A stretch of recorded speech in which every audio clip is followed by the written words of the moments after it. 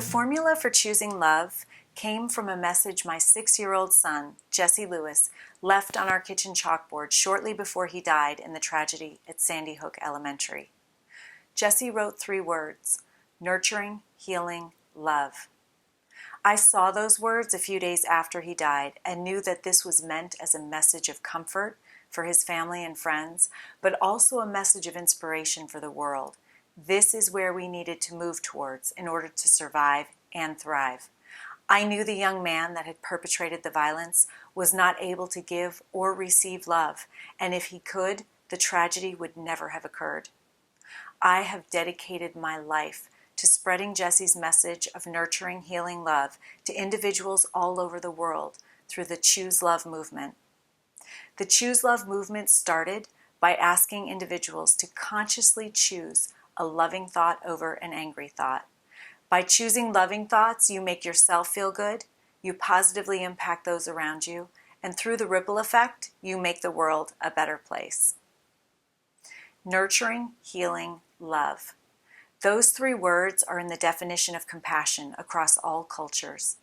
When you break down the meaning, nurturing means loving kindness and gratitude.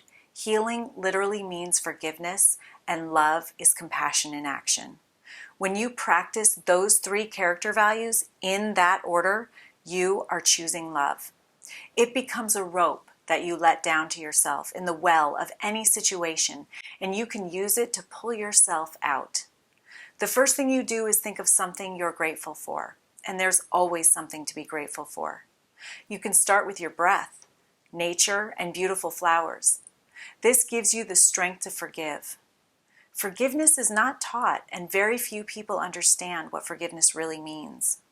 Forgiveness is a conscious choice, a decision to let go of anger and resentment. It does not mean that you forget.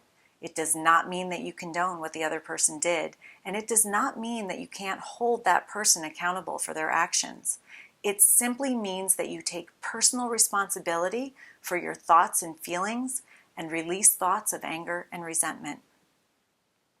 Compassion has 2 components. One is identifying what someone else is feeling. The second component is actively doing something to help or ease that pain. This is compassion in action.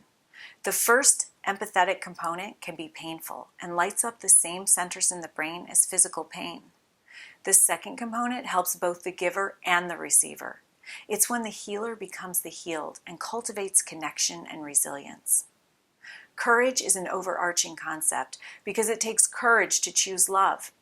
It takes courage to be grateful, especially when things aren't going your way. It takes courage to forgive, especially when the person who hurt you isn't sorry. And it takes courage to step outside of your own universe of pain and help someone else. Thus, the formula for choosing love is courage plus gratitude plus forgiveness plus compassion in action equals choosing love. We all want to love and be loved. This is the common thread that connects us all. We can choose love for ourselves and others. Choosing love just may be the most important choice that you will make. Lift you up if you let it in. Let the healing begin. So won't you turn